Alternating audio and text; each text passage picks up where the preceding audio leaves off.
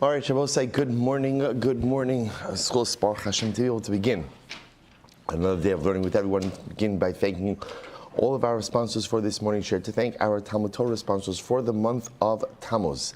Daniel and Batsheva Pavav Chashmonaim Eretz Yisrael, in commemoration of the yahrzeit of their father, Rabbi Shlomo ben Yehuda Aryeh Veya, Philadelphia, on the occasion of his first yahrzeit. Rabbi Shlomo was a child survivor of Auschwitz, Talmud Mufak of Rav Michal Ber Weissmandel.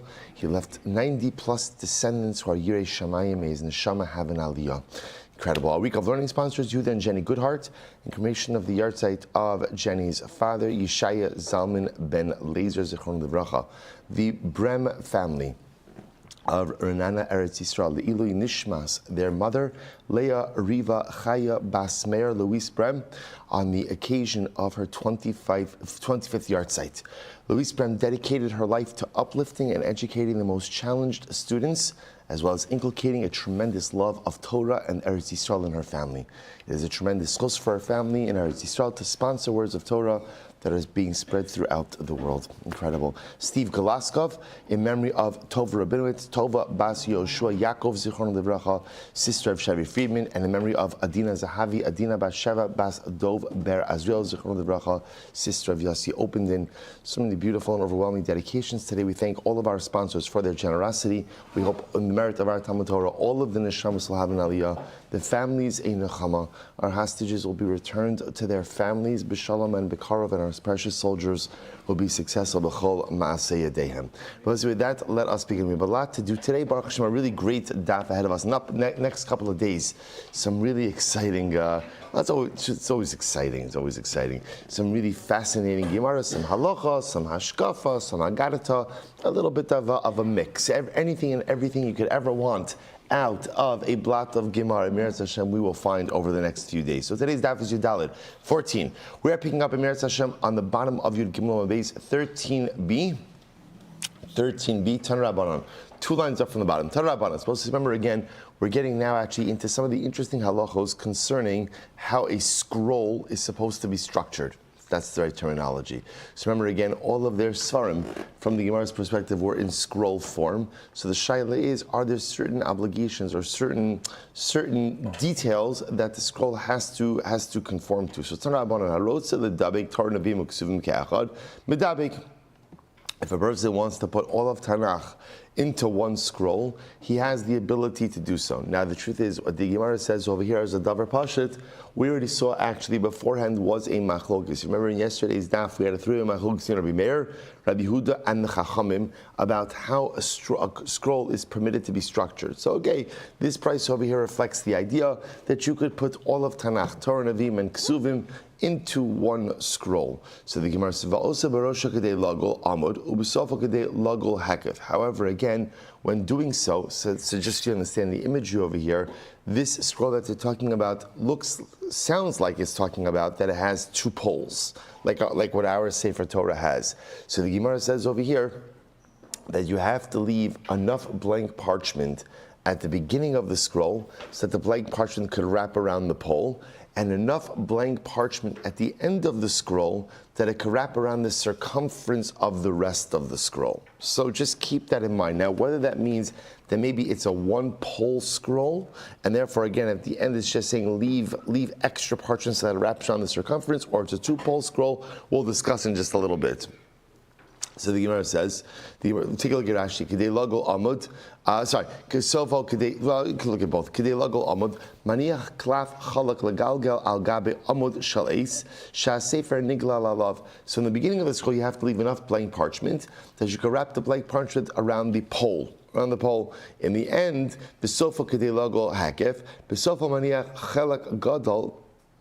Chelek gadol k'dei lagol bo kol lekefo shein ose shnei amudin legolo leemtso kimo shana osin lesefer Torah elegolo mitchilas lesofo v'korech hachalak ala kol hekef. Okay, so here Rashi explains that we're actually talking about a 1-pole scroll. This is not a Sefer Torah scroll with 2 poles. This is a 1-pole scroll. So in the beginning of the cloth, you leave a little bit of blank cloth to wrap around the pole itself. at the end of the Sefer, this is a Tanakh Sefer, you leave enough blank parchment to serve as a cover for the rest of the scroll, to wrap around the rest of the scroll. So that's the cover of the scroll. Okay? And so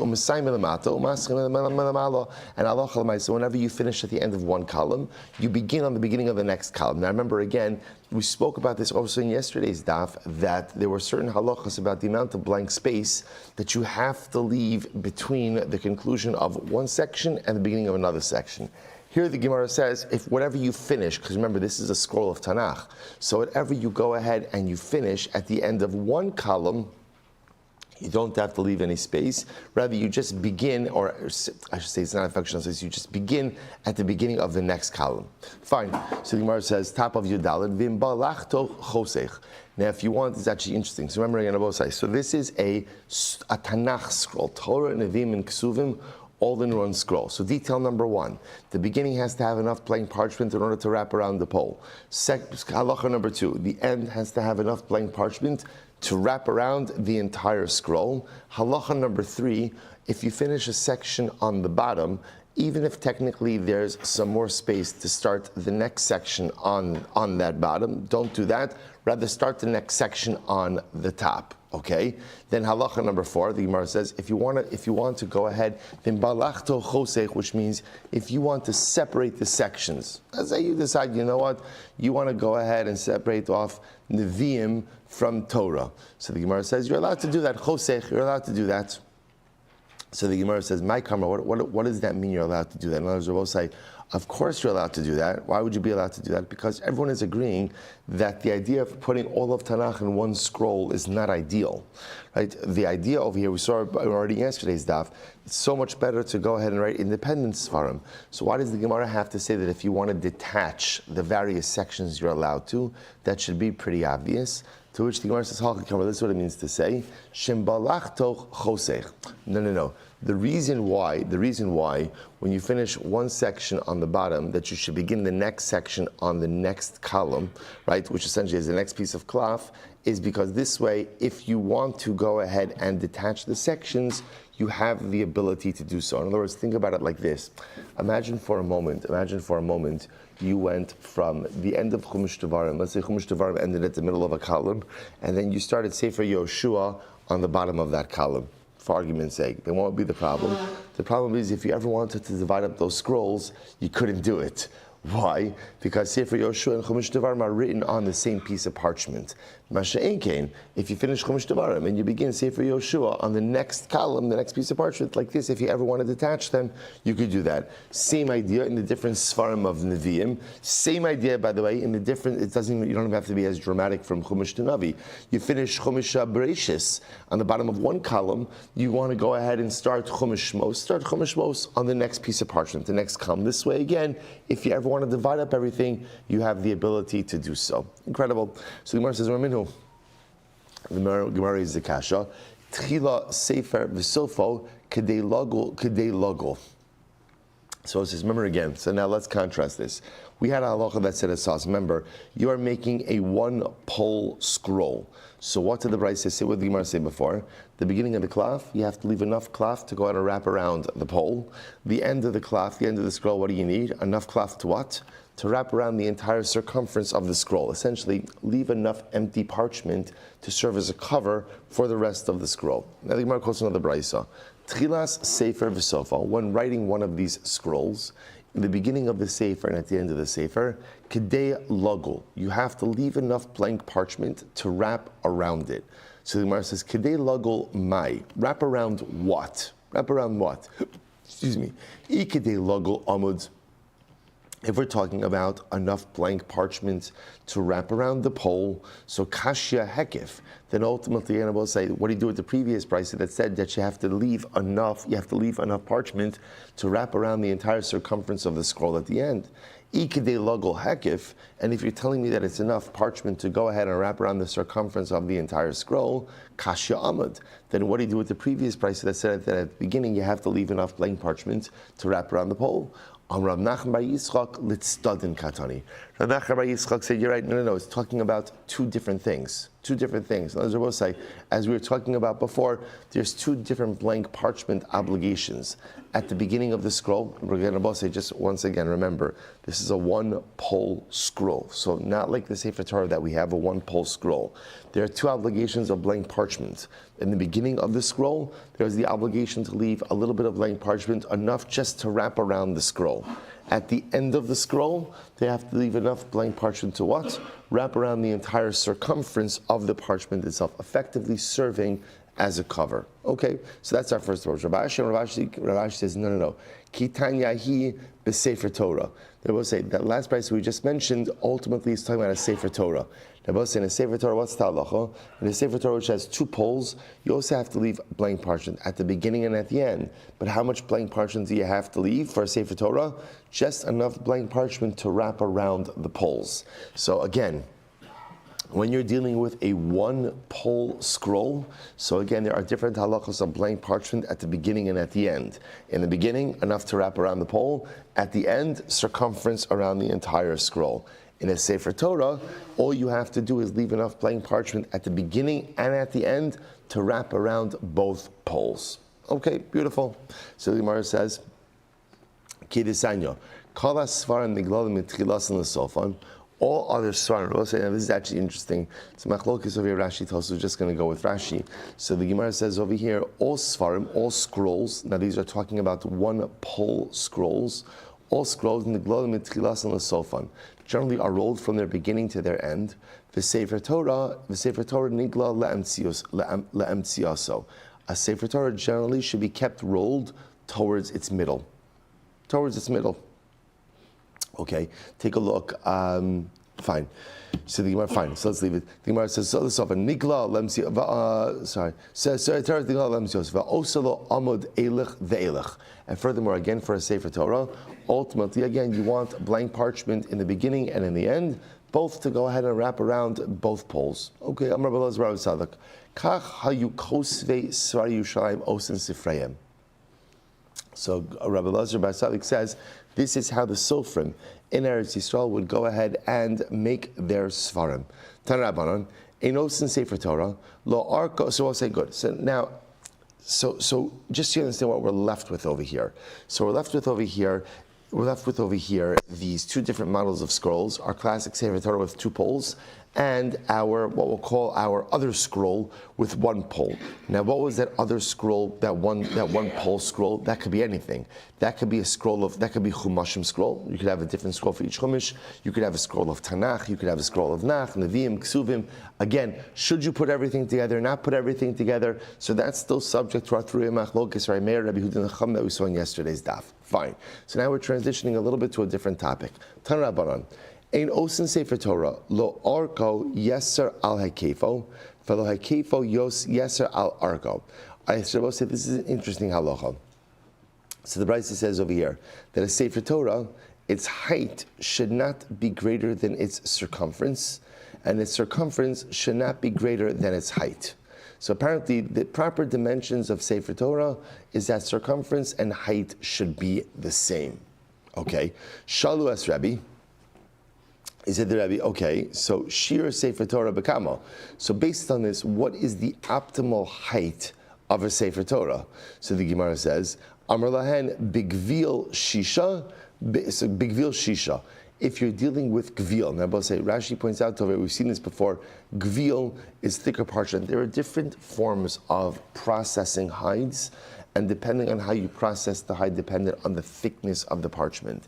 So therefore, Rabbi said like this, if we're talking about a Sefer Torah of Gvil, which has a thicker hide, then ultimately, again, the height, and by extension the circumference, would be 6 tfachim.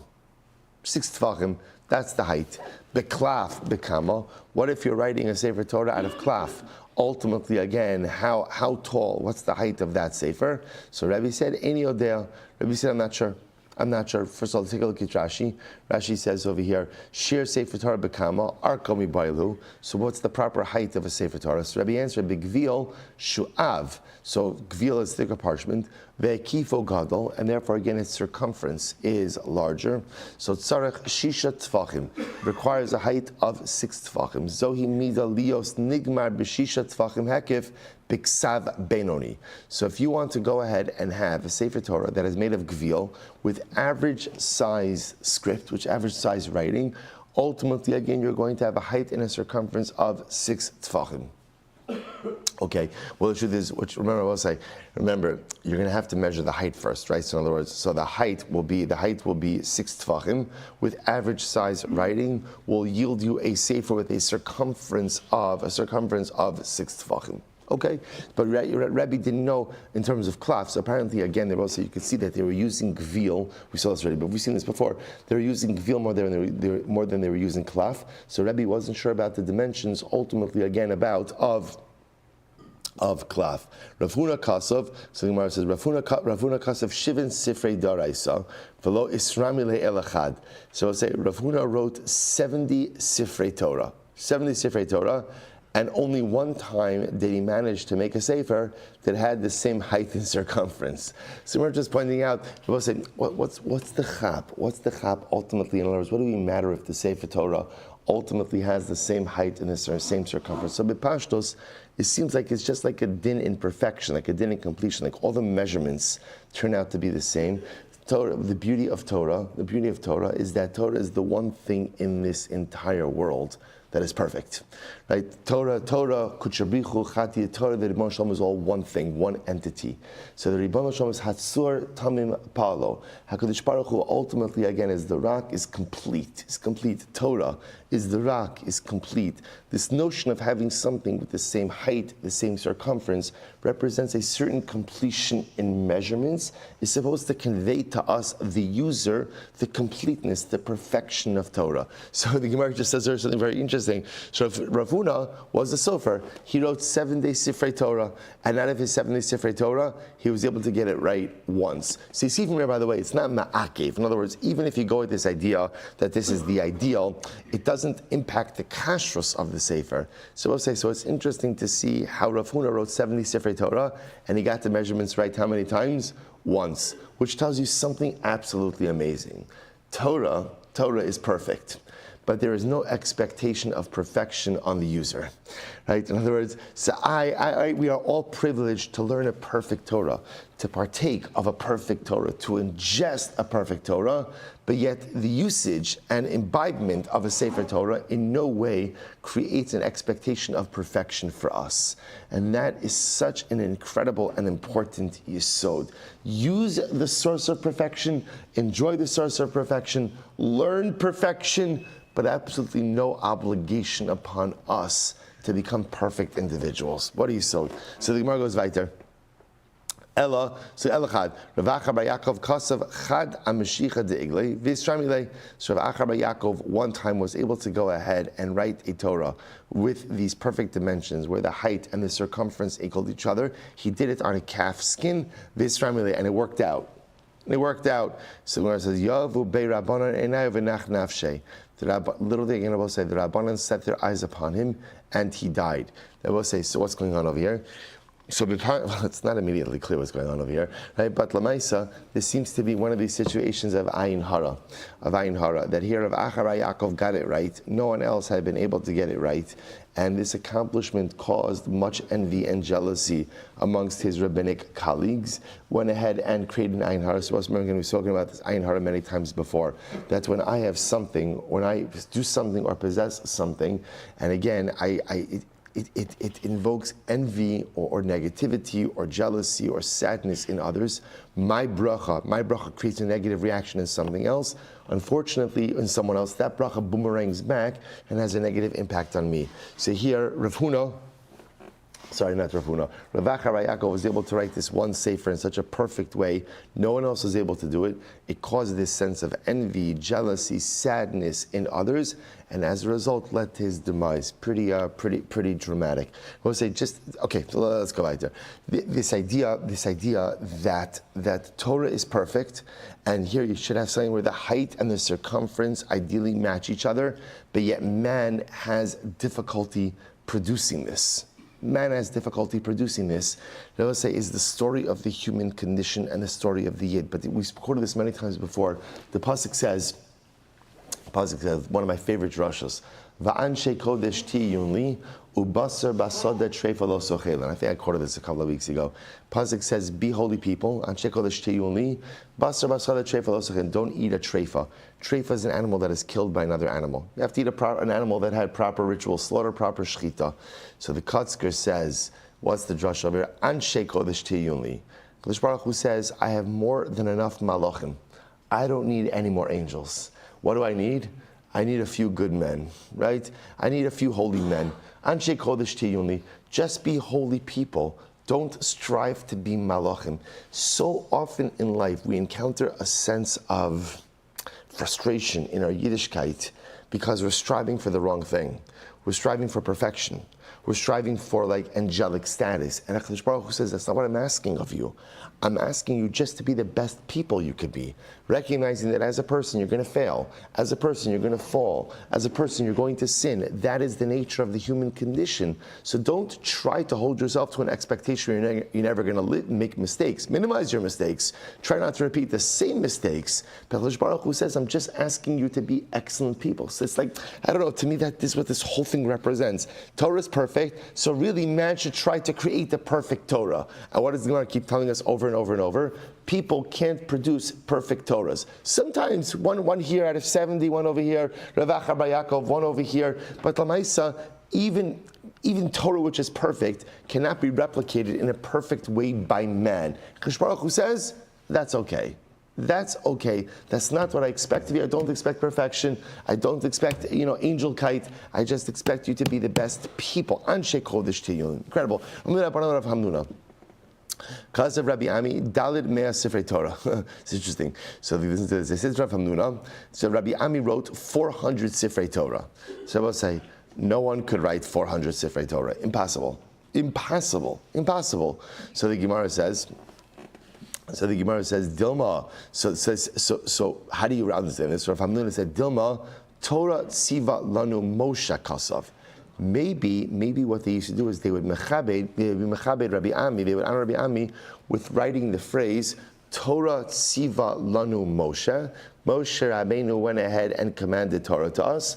Morash Shekilas Yaakov, right? An inheritance for Yaakov. So maybe that's what it meant. Maybe because that pasuk is like the ikar of Torah. That ultimately, and they were always, so maybe they were mechabed Rabbi Ami 400 times with writing that particular pasuk. Maybe that's why he says Rabbi Ami wrote 400 psukim. Take a look at Rashi. Dilma Torah tzivalanu Moshe Marasha Kasav. Arba meos pamim, aval ba'arba meos svarim ein penai la'adam echad lichtov. I will say it's not possible. One person can't write 400 Sifrei Torah. It's like Gemara says, it's not possible. There's not enough time in one's lifetime.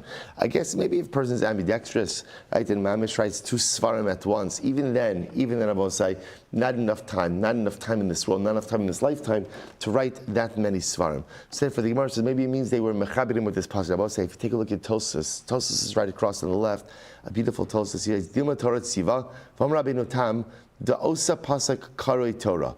This pasuk of Torah Tziva Lanu Moshe, that ultimately Moshe Rabbeinu gave us Torah, Morash Shekilas Yaakov, it is a Morash inheritance for Yaakov. So Tosfos says this pasuk is called Torah. Kedabar Paragimel de Sukkah, Katan Hayodeh Ledaber. Once a child knows how to speak, Aviv Malamdo Torah. His father is obligated to teach in Torah. I will say this is so incredibly important. Once a child knows how to speak, ultimately his father should teach him Torah. My Torah, what does it mean his father should teach him Torah? Torah tziva lanu Moshe. The first words of Torah that we give over to our children And by the way, if you're in the parish of grandchildren, this is good for grandchildren as well, right? L'maisa, again, l'maisa Torah tziva lanu Moshe. The first words of Torah that a child should be taught is that child, Torah tziva lanu Moshe, Moshe Rabbeinu taught us Torah, Morasha Kehilas Yaakov. And I both say, now, why is that the first lesson that we convey to our children? Someone, I both say, Torah tziva lanu Moshe teaches our children that they are part of something bigger than themselves. The Torah that I learn about, the Torah that I learned comes from Moshe Rabbeinu, and again, literally, I am part of a chain, and I could trace my part in the chain all the way back to Moshe Rabbeinu. I'm not like someone coming in from the cold over here. Literally, again, my shalshalas HaTorah, my chain of transmission, traces its way. If I go back enough, I go all the way back to Moshe Rabbeinu. One of the first lessons in chinuch that we teach our children is that they are part of something bigger than themselves. The greatest existential danger is when a person falls into the trap of ego. A person falls into the trap of everything is about me, is about the self. The first piece of chinuch we give to our children is it's not about you. You're part of something so much bigger. You're part of Klal Yisrael. You're part of an Am. You're part of just of a shalsheles, of a chain of transmission. And yes, you young child, you could trace the words of Torah I'm giving to you, you could trace back all the way back to Moshe Rabbeinu. That's the first part of the chinuch. What's the second part of the chinuch? Morasha Kehilas Yaakov. The Torah that you get is an inheritance. I will say, it's interesting. What do you have to do in order to get an inheritance? What do you have to do? What do you have to do? Nothing. See, part of the beauty of Yiddishkeit is part of you no matter what you do or don't do. See, a lot of times in life we think that Kedusha, holiness, is something you have to earn.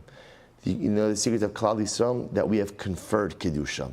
Kedusha, holiness, Torah, it's part of our DNA. It's in us. A lot of times in life we think we have to find it. And if you think you have to find Kedusha, well, if you find it, great. And if you don't find it, you're not Kaddish. It's not true. Morasha Kehilas Yaakov. Torah is an inheritance for us. An inheritance for us. Holiness is part of our DNA. It's embedded in us. Now, granted, you have to find it. You have to uncover it. You have to discover it. But it's not something external that you have to internalize. Anything and everything that we need in order to be holy people, it's already inside of us. Just what ends up happening in life, you know what ends up happening in life. We all know what happens in life. I make bad decisions. I make wrong turns. What happens when you make bad decisions and wrong turns in life? You create piles of schmutz, that's the technical term, on top of your Kedusha. Until one day I wake up and I can't see any Kedusha inside of myself. So I make the mistake of thinking, I can't see it, so it must not be there. I have to find it somewhere else. It's not true. Life is all about clearing away the schmutz. It's all about taking away the layers that obscure the holiness. And I will say, once you do that, the holiness is there. It's the most incredible thing. Take off layer after layer after layer. That's why I will say, we spend life taking on things in order to go ahead and create additional holiness. While that's very beautiful, what does David HaMelech say in Tehillim? Sur meira v'yaseh tov. Veer away from evil and do good. Why does he put that first? Because David HaMelech is saying, chevra. The Kiddush is there. The Kiddush is there. There's just so much schmutz that often accumulates over the course of life that you can't see it. So you think that you have to do this, you have to do that. Doing the good things is important. But if you begin to remove the layers of impurity, you'll discover the most beautiful well springs of Torah. Life is all about removing the schmutz. That's Morasha Kehilas Yaakov. Young child, Kedusha, you have it inside of you. Just remove the layers that obscure it, and you'll find the most beautiful well springs of holiness within. Incredible. So therefore, Rabbi Ami didn't write. Rabbi Ami didn't write 400 Sifrei Torah. No one writes 400 Sifrei Torah. Rather, again, perhaps he just wrote Torah Tziva Lanu Moshe 400 times. Only Rabbi Zera. Not similarly, again, Rabbi said the Gemara gives other examples of this, of like hyperbolic statements that can't literally be true. So Rabbi said to Rabbi Zera, so not Rabbi Yanai Arba Mea Karmi. Rabbi Meir planted 400 vineyards. No one's planting 400 vineyards. Amarle Dilma Shtayim Keneged Shtayim Va'achas Yotzei Zanav. We will say, again, what is the minimal definition of a halachic vineyard? 5 trees, or five vines. 5 vines. The way it works is it's 2, and then 1 that comes out like a tail. So maybe when it says he planted 400 vineyards, it meant that he planted like these basic minimum vineyards. Okay, so Meisvig, Gemara is the Kasha. So I'll say, so now the Gemara is intrigued by this idea of that the ideal Sefer Torah, the height equals the circumference. Someone's going to try to challenge this ultimately from the dimensions of the Aron. A very interesting Gemara. So Meisvei, Aron she'asa Moshe, the Aron that Moshe Rabbeinu made. Amasayim b'cheitz Yarko. So I'll say, by the way, it's also interesting. It's also interesting that the Torah calls it the Aron that Moshe Rabbeinu made, right? Whereas we know that again, B'Tzalel, right? B'Tzalel was really the craftsman of the Mishkan, but yet it calls the Aron that Moshe Rabbeinu made. So the Gemara says as follows: so Aron she'asa Moshe, Amasayim b'cheitz Yarko, v'Amar b'cheitz Yirachbo, v'Amar b'cheitz Kamaso. So the Aron that Moshe Rabbeinu made was 2.5 amos in length, right? 1.5 amos in width, and another amma and a half in height. So the Gemara says, Ba'ama ba'shisha tfachim. Now the amma that we're talking about over here is an amma made up of 6 tfachim. We're going to see over here there's 2 different measurements because there's a machlokes. Ultimately, again, what is an amma 5 tfachim or is an amma 6 tfachim? So assuming right now to an amma of 6 tfachim. Ba'luchos, now the luchos, the tablets themselves, Arkon Shisha had a length of 6 tfachim. Rachban Shisha, a width of 6 tfachim, which Rabbi say, fine width of 6 tfachim. Ba'avyon Shlosha, and a thickness ultimately of 3. Now Rabbi say, Munachos Kineged Arko Shel Aron. They were situated along the length of the Aron.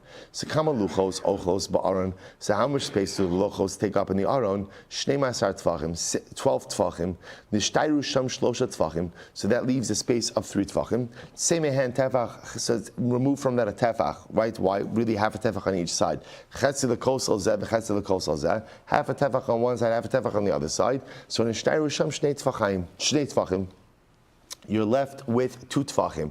Now, what occupied that additional space in the Aron of 2 tfachim? Shebahen Sefer Torah Munach. Okay, so we'll say a lot of information kind of being shared with us over here.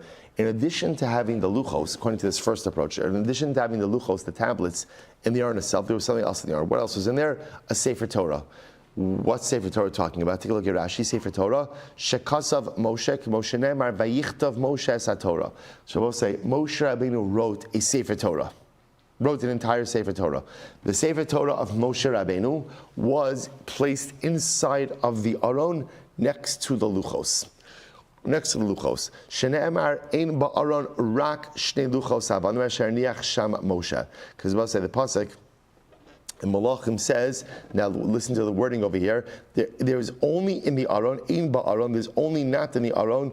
Only 2 luchos. So we'll say it's a double negative. My ein ba'aron rak. So we'll say, what does it mean? There's not in the Aron but miot achar miot. So literally, again, it's an exclusion after an exclusion. Ein and rak.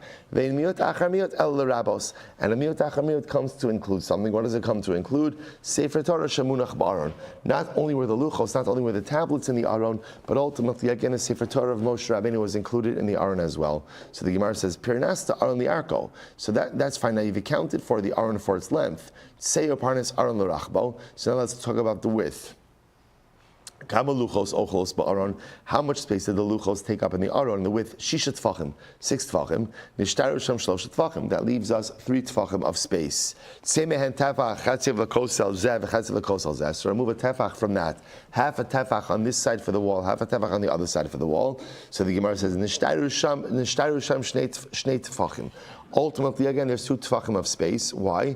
Shelo yehei sefer Torah nichnas v'yotze kishu dachol divrei Rabbi Meir. So we'll say this is Rabbi Meir's model. So obviously, it makes sense that you have 2 tfachim. Why? Because we'll say you can't have the sefer Torah the exact dimensions, right, of the width, because otherwise there's not going to be any room to take it out. There obviously has to be some space that the Torah can be put in and taken out without scratching the sides. So we'll say, so this is Rabbi Meir's model. Now Rabbi Meir's model is predicated on 2 ideas. Number 1, that an Amos is 6 tfachim, and number 2, interestingly enough, based on these dimensions, the Sefer Torah of Moshe Rabbeinu was kept inside of the Aron. That's Rabbi Meir. Rabbi Huda has a different approach. Rabbi Huda Omer, Ba'ama bas chamisha tfachim. Okay, so both say, Rabbi Huda's model is dramatically different. Now, why is his model dramatically different? On the most basic level, he's dealing with a 5 tefach amma. So both say, so obviously, if you have a 5 tefach amma, then what? You have totally different dimensions of the Aron. So here we go. Rabbi Huda, Ba'ama bas shisha tfachim. Va'luchos arkan shisha v'rachban shisha. Now the luchos, we'll say, everyone agrees on the dimensions of the luchos. The luchos have a length of 6 tefachim and a width of 6 tefachim. And a width of 6 tefachim. The avyon shlosha, and their thickness was 3 tefachim. Munachos ba'arko shel aron. Now they were placed lengthwise in the aron. So the Gemara says, Kama luchos ochlos ba'aron. How much space do the luchos take up in the aron? Shnei masar tefachim. So 12 tefachim. Nishtayru sham chatzi tefach etzba lekosel zeh ve'etzba lekosel zeh. So it's like that would go ahead and leave a half a tefach of space. We divide that amongst the two sides. Literally, again, a finger's breadth on this side for this wall and a finger's breadth on that side. So leaving a little bit of space in between the luchos and the wall. So the Gemara says, Pernas Sala Aron Arko. So now you've explained to me the length. Seyo Pernas the Aron L'Rachbo. Show me now the width. So the Gemara says, Kama luchos ogdos. How much do the luchos take up? So sorry, Kama luchos ogdos ba'aron shisha tefachim, 6 tefachim. That leaves a tefach and a half of space.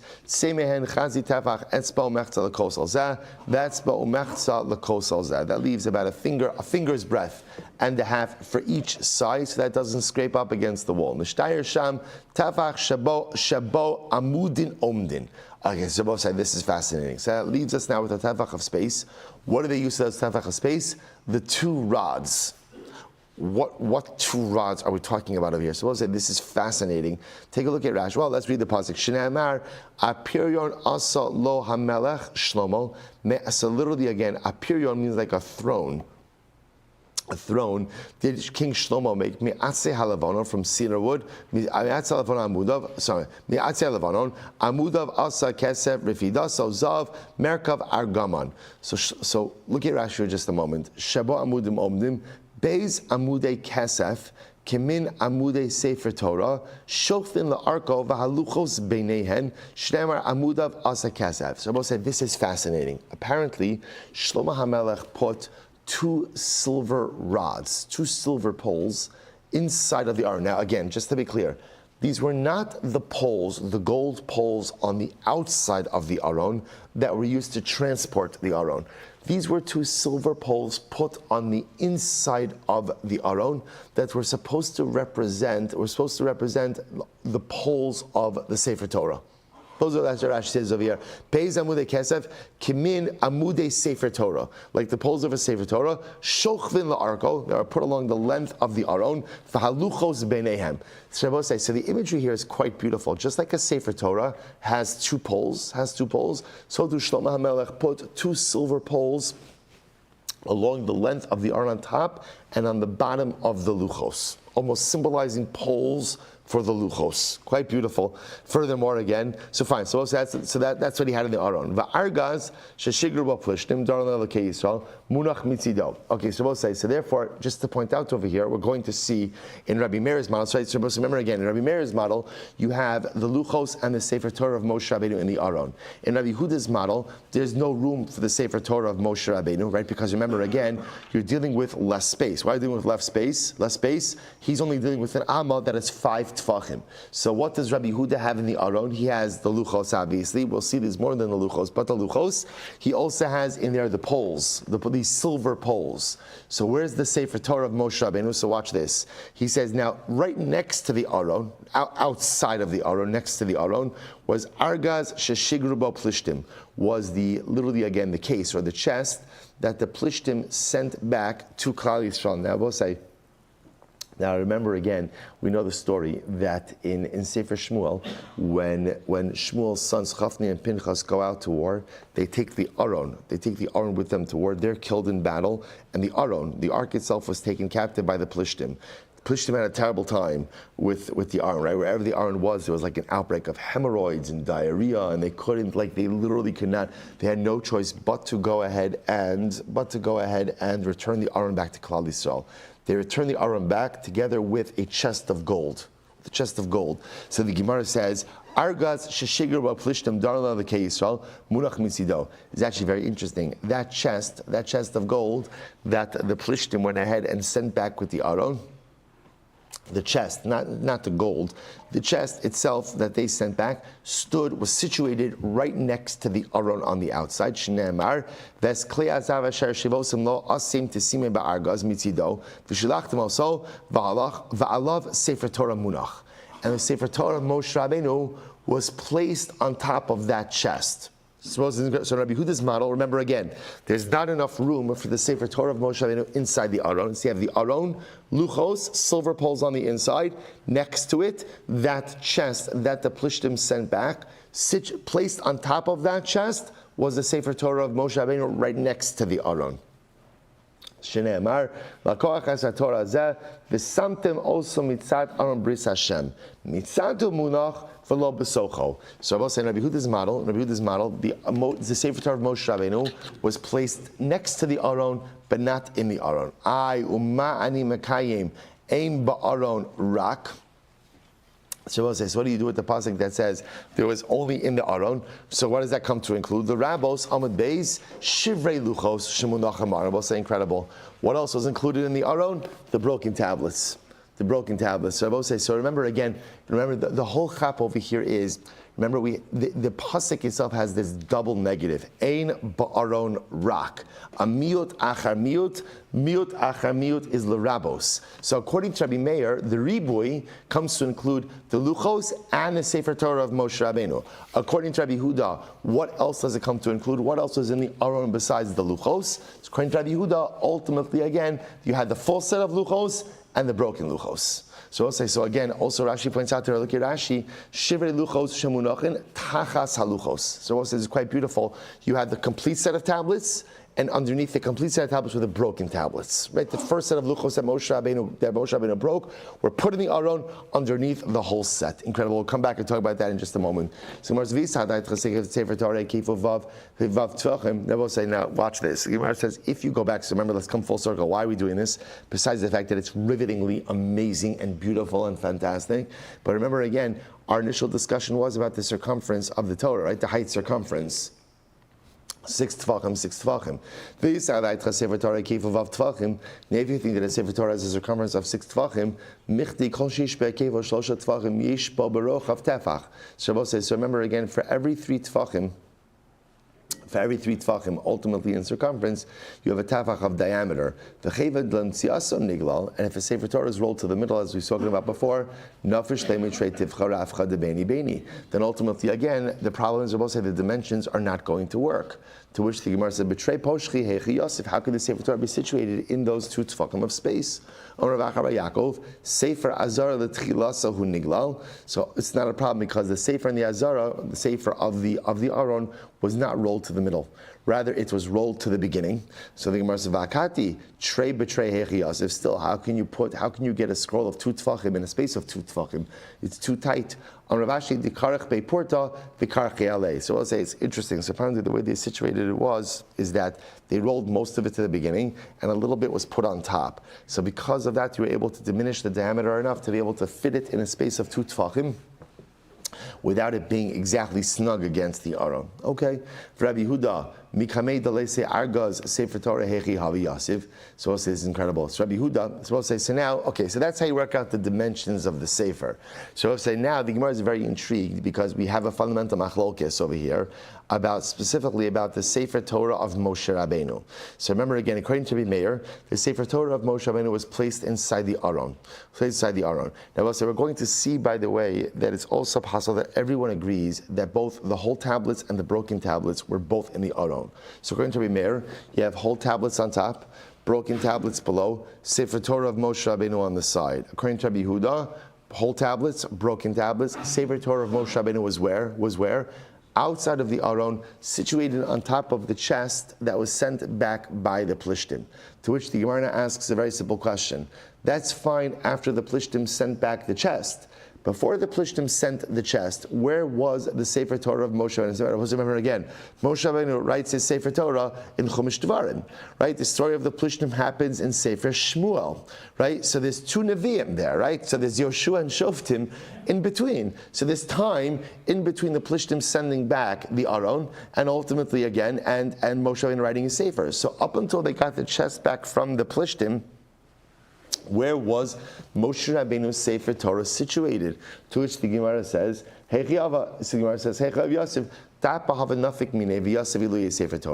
apparently there was a shelf. Which extended from the Aron, and on that shelf is where they placed the Sefer Torah of Moshe Rabbeinu. Incredible, like an Aron extension, a shelf. That's where they placed it. Rabbi Meir, Hai Mitzad Aron, my Avidle. What does Rabbi Meir, supposed to remember again? Rabbi Meir holds that the Sefer Torah of Moshe Rabbeinu was inside the Aron. The problem is you have a pasuk from Malachim that clearly seems to indicate that the Sefer Torah was on the side of the Aron. So what does Rabbi Meir do with this? Homi Baile de Misnach le Mitzad v'lo Misnach bene Luche. So Rabbi Meir tells me that the Mitzad doesn't mean on the side outside of the Aron. Rather, what does it mean? It means on the side inside the Aron. Lest you think that maybe Moshe Rabbeinu's luchos should be placed in between the two tablets. No. The tablets were placed next to each other, and ultimately, again, Moshe Rabbeinu's Sefer Torah was placed to the side. Incredible. The olam begavei minatzad. But ultimately, again, it was placed inside of the Aron, but to the side of the Aron. I have Rabbi Meir, amudim heicha havakaimi. So according to Rabbi Meir, so I'll say, now remember again, according to Rabbi Yehuda, you have these silver poles inside the Aron. According to Rabbi Meir, where were the silver poles placed? So the Gemara says, Rabbi Meir, amudim heicha kaimi me avrai. Ultimately, again, they were on the outside. According to Rabbi Meir, the silver poles were not inside the Aron, the silver poles were outside of the Aron. For Rabbi Meir, shivrei luchos temunachim ba'arbin alon. According to Rabbi Meir, where does he know that the broken luchos were also kept in the Aron? Nafkali mid Rav Huna. He learns that from Rav Huna. Rav Huna say, "Don't Rav Huna, my dichsiv asher nikra sham, asher nikra shem Hashem tzavakos yoshev akruvim alav, melamed sheluchos v'shivrei luchos munachin ba'aron." So Rabbi said this is quite beautiful. So Rabbi Meir calls this pasuk over here from Shmuel Aleph. So I'll say, so the lashon of the pasuk is Vayakam Vayilech David v'chala am asher ito mibale Yehuda lahalos v'shames Aron ha'elokim asher nikra Shem Hashem tzavakos. So they're bringing up the Aron, and when it refers to it calls it Shem, two names of God. Why two names? Rabbi Meir says one is a reference to the whole tablets, the whole luchos, and one is a reference to the broken tablets. V'idach, homi baile. So we'll say, what does Rabbi Yehuda do with that Shem? Homi baile liched Rabbi Yochanan. Tam Rabbi Yochanan, Shema Yochai melamed shashem v'chol kinuyav minuchan ba'aron. So it was beautiful. He uses Shem. Rabbi Yehuda uses Shem to teach me that all of the names of Hashem were written and deposited in the Aron. Right? The Moshe has many different names. All of the names of HaKadosh Baruch Hu were written down and deposited in the Aron. Sorry, Meir, don't you need it for the same thing? So where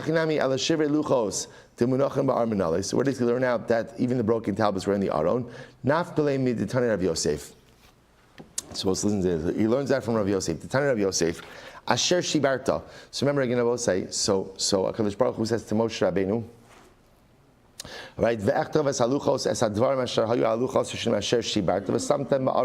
So right, Hashemah says to Moshe Rabbeinu, you're going to write the second set of luchos and go ahead and put them in the Aron, right? Right, and they'll replace the first set of tablets that you broke. So the Gemara says, Asher shibarta v'samtam, right? V'samtam, the first set of luchos that you broke and you will place them. Malamed shaluchos v'shivre luchos munachin ba'aron. So I'll say, so it's interesting, the juxtaposition, the way the Gemara looks at the phrase, Asher shibarta v'samtam. Right now, obviously, it's not really where the comma goes, right? But the Gemara understands the juxtaposition. Asher shibarta, the tablets that you broke, v'samtam, and you shall place them. From here, you see that what? Even the broken tablets are placed inside of the Aron. Melamed shaluchos v'shivre luchos munochem teaches us that both the whole tablets and the broken tablets were placed inside of the Aron. I v'idach. What does the other opinion do with this? Vidach, asher shibarta. What does it mean that you broke? That the Moshe gives Moshe Rabbeinu a shkoyach that he broke the luchos. You both say in general, Moshe Rabbeinu's breaking of the luchos is a fascinating dynamic. Because remember again, he did it of his own volition. He comes down from the mountain, sees that Klal Yisrael has built the golden calf, and decides on his own to break the luchos. And that was a real roll of the dice. Right? HaKadosh Baruch Hu did not tell him to do that, but he did it on his own. So the Gemara Darshan is over here that ex post facto, the Rebbeinu Shalom gives him a shkoyach, tells him shkoyach for doing that. I can also say there's so much to be said about why Moshe Rabbeinu went ahead and broke the luchos. Why Moshe Rabbeinu broke the luchos?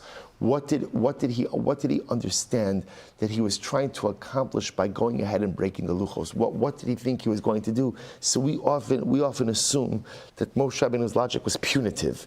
Klal Yisrael, you made a terrible mistake, you did something terrible that you should not have done, and therefore again you don't deserve this. I'm going to come back to this. Well, we don't have time for it right now because I want to get a little bit weiter in the Gemara. But I will say, but understanding Moshe Rabbeinu, why he? Fine, I'll tell you right now. So I'll say, so I'll tell you something interesting. So there's an incredible idea. There's an incredible idea brought down in the name of the Talmidim of the Baal Shem Tov. That's how I saw it quoted, Talmidei Abesht. And I will say, get ready for this. The way leadership works, very quickly, the way leadership works is that, at least in Judaism, the way leadership works is that a leader can't be in an ivory tower, right? So sometimes people have this idea that leadership means that you're mufka, you're removed from the common folk, you're removed, there's the constituency and then there's the leadership. There's the leadership. In Yiddishkeit, the power of leadership is to be part of the people. See, part of the people. So I'll say, get ready for this. Get ready for this. When Moshe Rabbeinu comes down from Har Sinai and he realizes that Klal Yisrael has gone ahead and essentially broken or fractured their bond with the Ribon Shalom. Moshe Rabbeinu understands that in this moment, this is incredible, it is his sacred task to elevate the people. You can only elevate the people if you are there with them shoulder to shoulder. So Moshe Rabbeinu says, they've severed their bond. The only way for me to lift them back up is for me to fracture my bond as well. So what does Moshe Rabbeinu do? This is a manhig. What does Moshe Rabbeinu do? He takes the luchos that he just spent the last 40 days with the Ribon Shalom creating. They created those. Ribon Shalom wrote them and made them. But ultimately, again, it was done Moshe and HaKadosh Baruch Hu together. They represented the totality of their bond. And what does Moshe Rabbeinu do? He throws it down. He fractures it. He says, if their bond is fractured, then my bond has to be fractured also. Because the only way for me to lift them up is not for me to be above them, but for me to be together with them. Moshe Rabbeinu willingly fractures his bond so that he could go ahead and redeem and uplift a broken people. I'll say that's a manik, that's a leader. That's a Moshe Rabbeinu, a willingness to give up of your own ruchnius, a willingness to sacrifice your own elevated status, to be able to give and to do for your people. That's what Avas Yisrael is. When you're willing to give up of your own ruchnius because you recognize that it's only if you stand shoulder to shoulder with your brothers and sisters that you're able to lift them up, to give up of your own elevated status because you want to bring them out of their compromised status. That's a manik. That's a leader. And therefore Moshe Rabbeinu of his own volition, Moshe Rabbeinu of his own free choice, throws down the luchos, fractures his own relationship. Why? So that he can be able to help Klal Yisrael repair their fractured relationship. And after the post-acto, Kadosh Baruch Hu says to Moshe Rabbeinu, Shkoyach. Right? Asher shibarta, Yasher kochecha sheshibarta. At the end of the day, Moshe Rabbeinu, Shkoyach. Shkoyach that you broke the luchos. Because again, you showed Klal Yisrael, first of all, you showed the world what leadership is, and you showed Klal Yisrael. I was like, can you imagine in that moment when Klal Yisrael saw that Moshe Rabbeinu fractured his own relationship so that he could help them repair theirs? He gave them the most incredible chizuk. He gave them the most incredible strength. He helped them to believe in themselves. That was the power of Moshe Rabbeinu and the true paradigm of Jewish leadership. Also, we have to stop over here for today. A lot more to do. We also have to come back to Shivrei Luchos. There's a lot more in Shivrei Luchos we also have to do. All right, tomorrow's another day, another adventure. Shkoyach, everyone.